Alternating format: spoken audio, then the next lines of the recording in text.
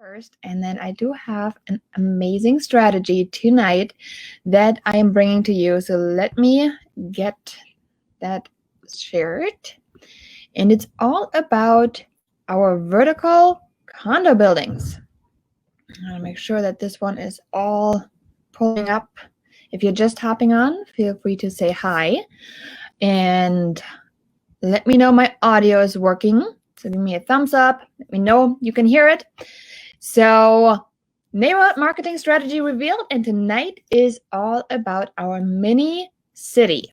So I hope you're excited for that one, because neighborhood marketing strategies do not only apply for our cute suburban homes with a nice white picket fence. No, they are also totally usable in the city. So tonight we are going to talk especially about a condo building domination, how to dominate an entire building without a single listing or having been in the business a long time. So this is for agents that are brand new. This is for agents that are seasoned, agents that are somewhere in between. This is for people that had listings before. This is for people that had no listings before. So you see where that strategy is really all encompassing. And of course, tonight you do get all my free resources. So if there's anything that there is, I do want to start a Friday freebie, so stick around for that one. But all my free resources, I do give those to you at the end. So stay through it. So who on this training is working in an area with condo buildings? Like talking, pretty big high-rise buildings. Let me know in the comments if you are working in an area that has huge skyscrapers, if you're working in an area with a larger condo building. I'd love to hear who in here is in a target market that has them. Give me about 20 minutes and I'll reveal to you a way to raise brand awareness, because obviously brand awareness is huge for what we do, right? I mean, you see Coca-Cola everywhere, Coca-Cola, but brand awareness is really what they've built, and that's what we want to do. Dominate an entire building without having a single listing or having been in the business for a long time. So let's start with acknowledging the fact that every neighborhood is different. Every neighborhood that we could farm is not necessarily made up of those single-family homes. A lot of people are thinking farming strategies, neighborhood marketing, it is all about, the single-family homes, but it really is not. So as you can see here, a neighborhood is also made up in the city. And the scale, it just goes down a bit. A lot of it is more vertical marketing than it is spaced marketing.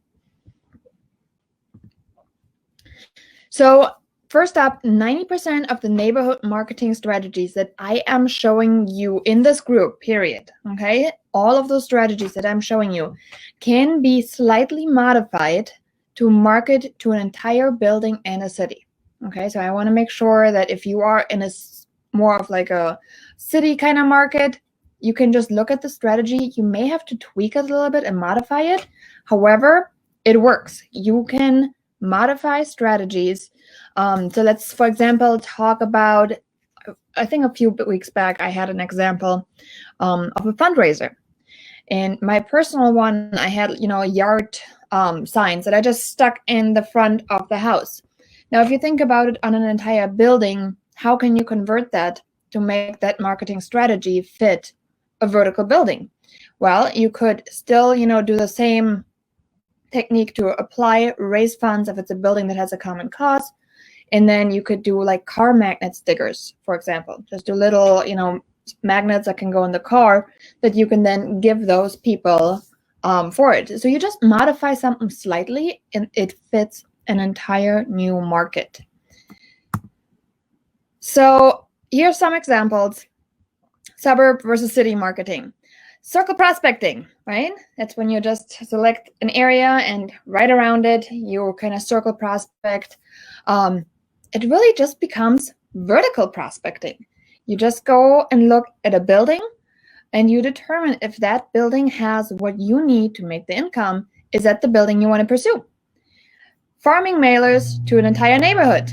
Well, we can do the same with an entire building.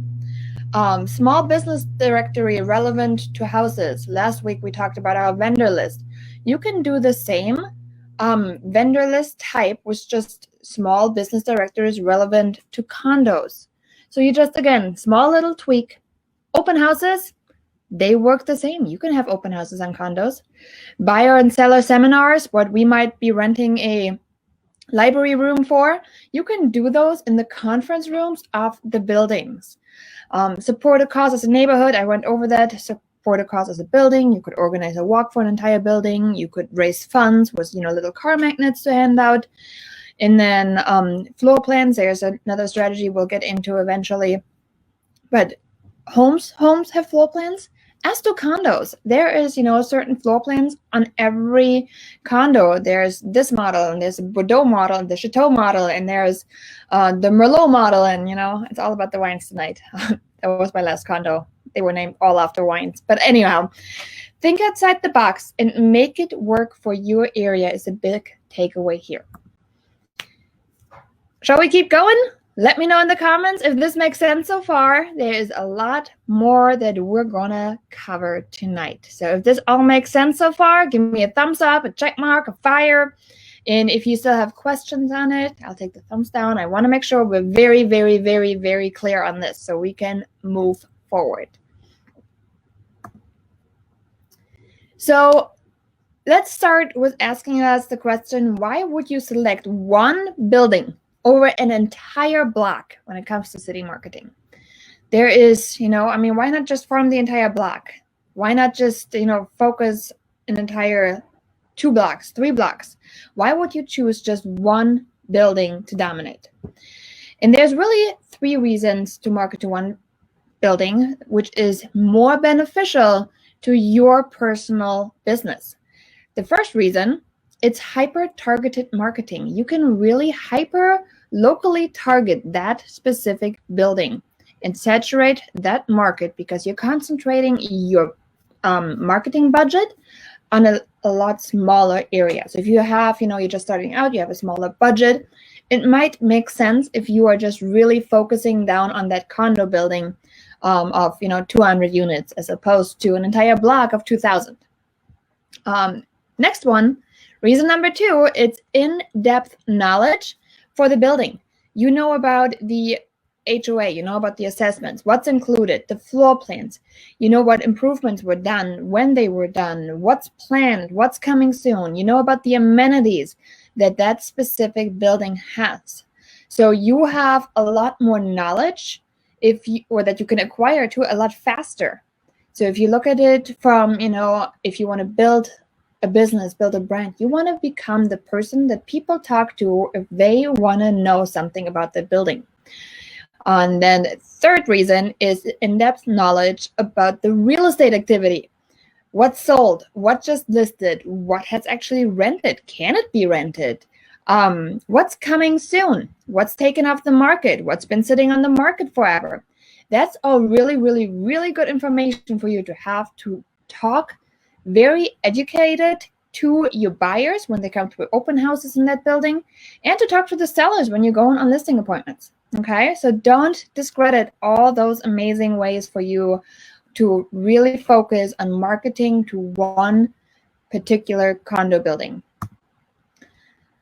So why become the master of one building? And I just put here the 10 reasons why, and I'm sure there's more after you brainstorm more, but here are the 10 reasons why you should become the master of one building. You have increased confidence. The sellers have increased confidence in the agent's abilities. You know the building. The seller can feel that you're confident. That is just a huge bonus point right off the bat. Your ability to determine average tax liability. You see what the average 2-bedroom, 2-bath condo normally has on, a tax liability. Now, if you see something that's extremely below or extremely above that, you can point those things out. This is a great advantage for not only our buyers, but also our sellers. You have familiarity with recent building improvements. Hey, they've just replaced the roof last year. They're about to be changing the parking lot and do the driveway. There's a lot of building improvements that you can then bring to the buyer to let them know. Why else should you become the master of one building?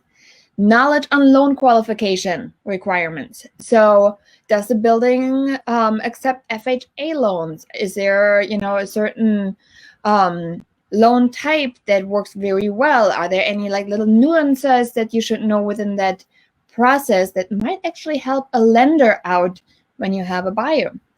Builder upgrades inside the individual units.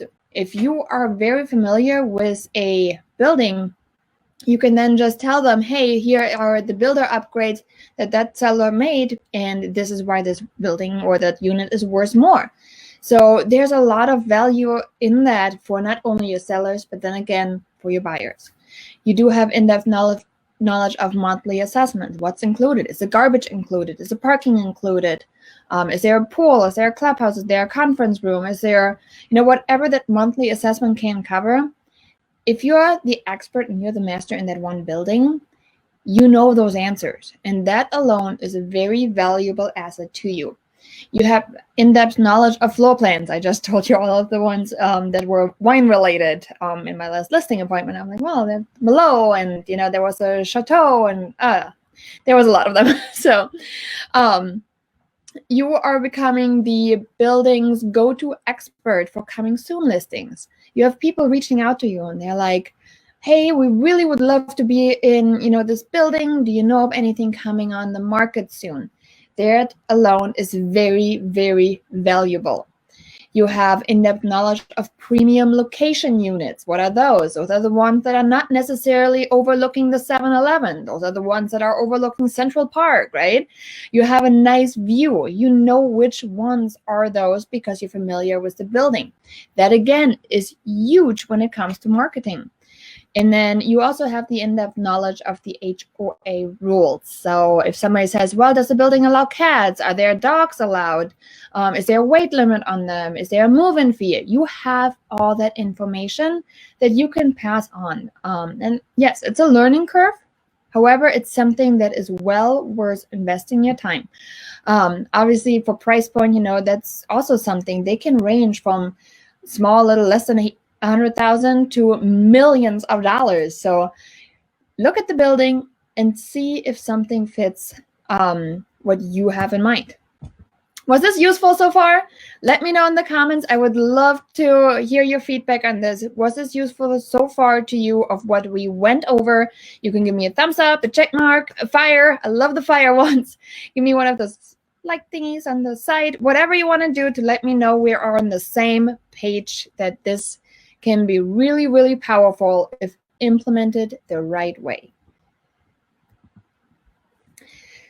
So let's go to our third part of tonight's training, which is how do you become the go-to resource, right? This all so far was nice. It was educational. It was all good. But how do you do it? Well, here are some ideas. How about building a specific neighborhood group on social media? Just like any neighborhood in the suburbs, you can build one entirely for the building. People want to know what's happening inside your building. So you can put an entire Facebook group together about that building. You can build an email list. You can do that via vendor lists. You can build an email list with open houses. So you just invite the neighbors and put like some handwritten notes out to the neighbors. Say coming soon, or special neighbor preview from 11 to 12, and then the public open house from 12 to 3. You can build it by offering a newsletter. There's a lot of ways for you to build an entire building email list. Okay, make sure it is for the building so you can really be targeted with your messaging. So if a new building, if a new unit is coming on in that building, you can send that email. Hey, did you see unit 102 on the first floor just got listed for?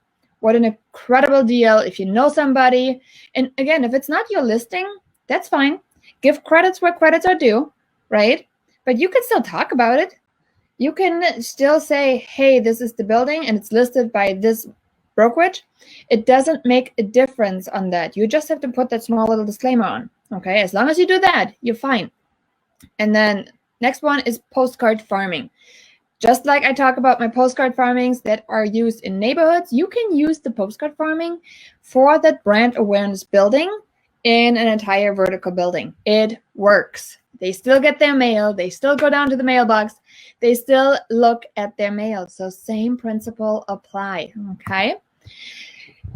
And here's one of the things I want to share with you tonight. The most powerful resource is traffic that you own and control. So what does that mean? Traffic means anybody that is, on the internet of some sort. Traffic that I own and I control are people that are on my email list, people that opted in somehow. They wanted to find out more information about a property. They claimed a free guide, a seller guide, a buyer guide. That is all now traffic that I own. I do not have to rely on Facebook to make sure my post is getting put in front of the right people. I do not have to make sure that Instagram is, putting my post there. I do not have to worry that Google words are doing their job, because it's all something that's also traffic, but it's traffic that I pay for, right? So traffic that I own is traffic that is 100% free to us, which is also traffic that we control. So if this makes sense, I hope this was kind of, a little side drift here. But I hope this made sense if you look into traffic, because once they are on your email list, you have a lot better way to market to them. So let's talk about email list marketing for that building. So we talked about, how do you become the go-to realtor? How do you become the local known resource? And here is exactly what you can do, just real estate related. So for marketing ideas, you can talk about open houses that you're hosting. Obviously, you don't want to drive them to your competitors' open houses necessarily. You want to host open houses. If you don't have any listings, you can ask somebody that has a listing in there, can you do an open house for them and get in front of the people? So open houses, free, great way to build your email list. Just sold updates, you can just do a market update. Just like you do a market update in a neighborhood, you can do a market update in your condo building. You can do a just listed update. You see what just listed in the month of May, June, whatever you want to do. You can do a coming soon update. If there's a coming soon listing, you can talk about that one. Again, just give the credit where the credit is due. If that listing is listed by ABC Realty, say listing courtesy of ABC Realty. You can just put that under there. That's okay. But you're in the know. You are there to talk about the building. If you are involved or you're living in the building, you can talk about the board meetings. You can give a summary of, hey, last night's board meeting, here's what happened, bam, bam, bam, bam, bam. That's if you're living in that particular building, right? You have a little bit more insights. If you are going up and down that elevator and you see, hey, unit 102 is selling their parking spot, talk about it. Hey, there's a new grocery store that just opened up right next door to 123 main high rise, whatever you want to call it, right? Talk about it. There's a lot of marketing that you can do that is also applicable to regular, suburban neighborhoods. Does this make sense? Did this make sense to you guys? A lot of it, was all about vertical marketing, ways for you to vertically market in a building to make sure that you are standing out. Real quick, if you are brand new to the group, my name is Janine Sasso. I'm an active realtor and team leader. I run a 6-figure real estate business. I'm a hyper-local marketing machine. I just love to dive into marketing. It is one of my passions, and I'm the founder of the Hyper-Local Real Estate Agent. Welcome to the group. I built my business with zero sphere, so I'm not relying on anything that I went to high school with or that I graduated college with. I'm a busy mom of 2 little kids, which is why I was late. So thanks so much for sticking around with me. I did have to kiss them goodnight. One of the things I got to do. So I do know the time constraints are no joke. So here's what you can do next. I gave you everything in terms of information that you can just take and you can tweak it and you can make it your own. If you do need help in whatever aspect, I do offer a 1-hour consultation call for people that need more guidance. However, everything I gave you tonight should be enough for you to make a plan. But I understand that some people enjoy more guidance. So if you do want that, there is a 1-hour consultation call that you can jump on. And as promised, I am giving you yet again our free and paid resources. Our free ones are in bright pink, so you do have the social media calendar. The light version is free for 30 free ideas. So if you want to claim any of that, I think we had hashtag social media calendar.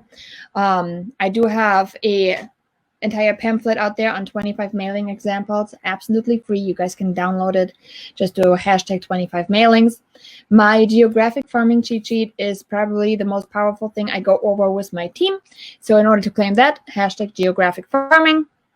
And if you are looking to get the 175 content ideas for video, absolutely, again, absolutely free. You can just, it's an instant download. It's hashtag 175 content ideas. Yes, there's our paid ones. I'm not going into those tonight. This was not the purpose of tonight's training. It was all about making sure you have some amazing resources on your hands for condo marketing, vertical buildings, because they are a great source for you to build your hyper local market, build it fast. And I hope this was helpful.